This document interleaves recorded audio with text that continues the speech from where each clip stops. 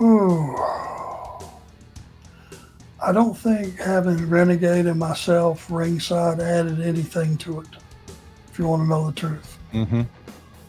It just was like a neon sign that we might get involved, and there was hanky panky there that they didn't need. I mean, that would have been a hell of a tag match just on its own merits.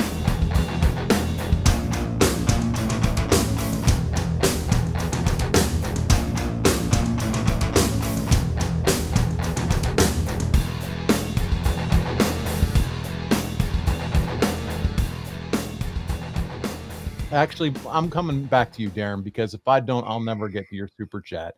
So let's throw it up here.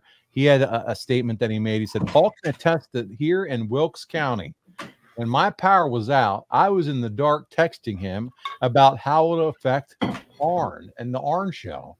So he was one of those. Darren Staley was one of those without power, and he's texting, and he was wondering if it's going to affect Arn Anderson, our man. Is he okay? And I said, well, Arn's in Charlotte, and I think from everything I've been able to look at, the Doppler radar and everything, that they were secure. But Darren was worried about you, Arn. I won't even mention it, but I'll have to mention it. The only thing we lost was Wi-Fi. No, Okay. we did not lose any electricity, and that is so minimal. Sure. I won't even. It's not even worth mentioning. But Yep. God looked after us, and no major issues, no damage to our home.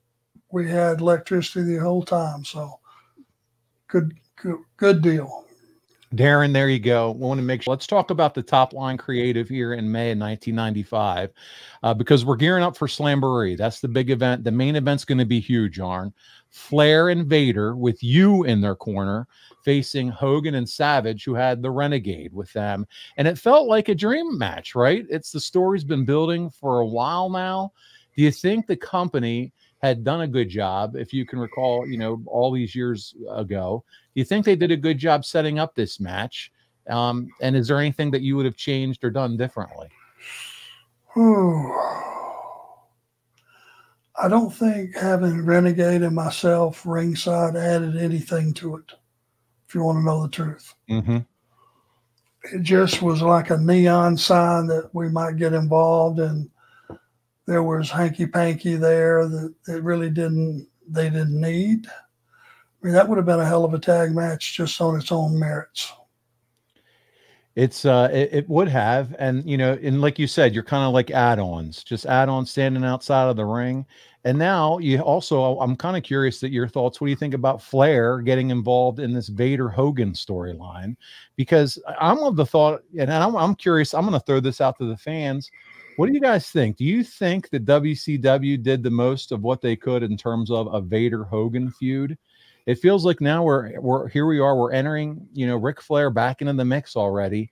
But I seriously feel like there was money left on the table with a Vader Hogan kind of more of a longer drawn out feud. What are your thoughts on that? A program for 4 months, 5 months. Yes, you could have certainly got that kind of mileage out of that. Because once you go there and you move on, it's hard to go back to it. Once you take it into a tag match or a 6-man or whatever, you kind of watered it down as far as being single matches, I think.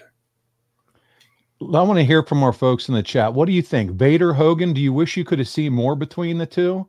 Or do you think we got just what we needed out of Vader and Hogan? Because, obviously what we're doing here, we're armchair quarterback. Hindsight's 2020. Kent Freeman says, I personally think they could have milked it a lot more. I mean, think about the talent of Vader and the persona and the popularity of Hogan.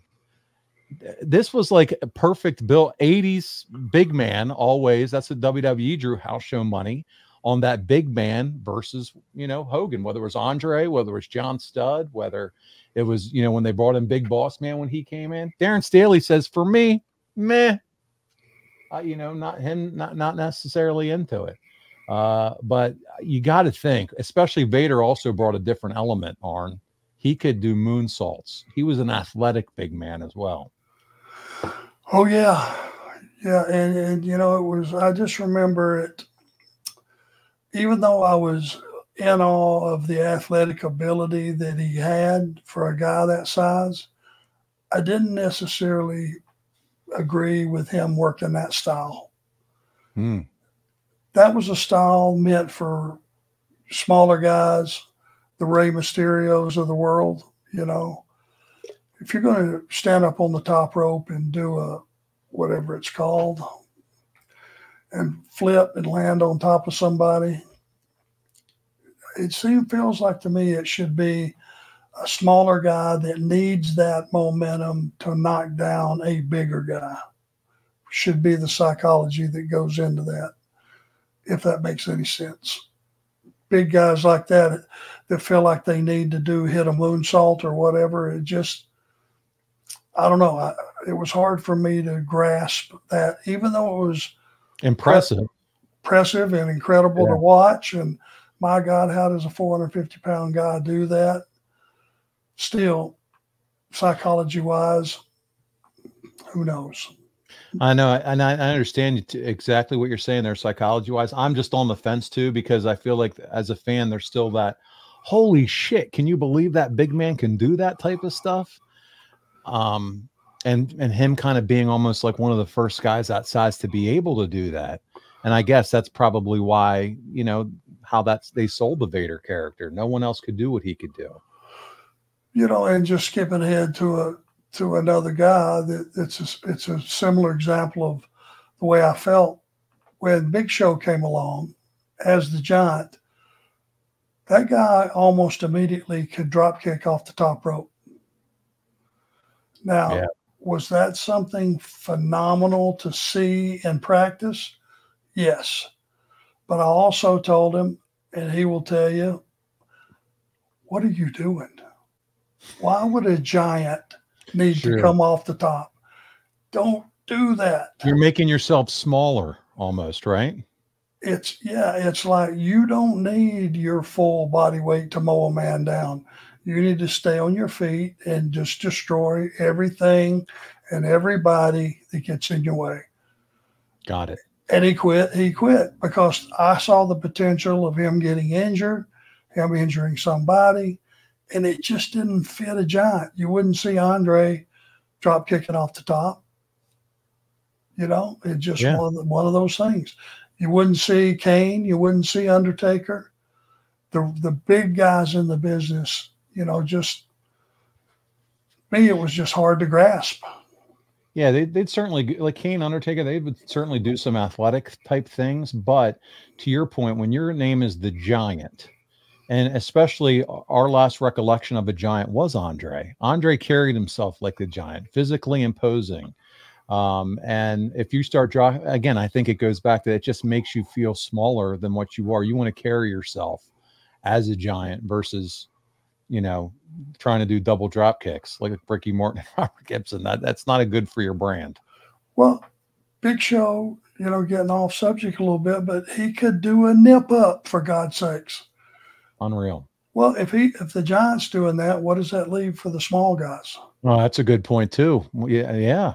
Doesn't make it look as impressive for the smaller guy. Yeah, exactly. Oh, love it. Scott George makes a good point here. He says Vader seemed to run his course by 96, in his opinion. He said if he got to Hogan a couple years earlier, then yes, he would have been all for it.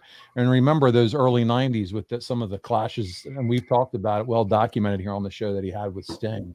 So there you go, Scott. Good point. And we're going to talk about Paul White here in a second because he makes his debut here at Slamboree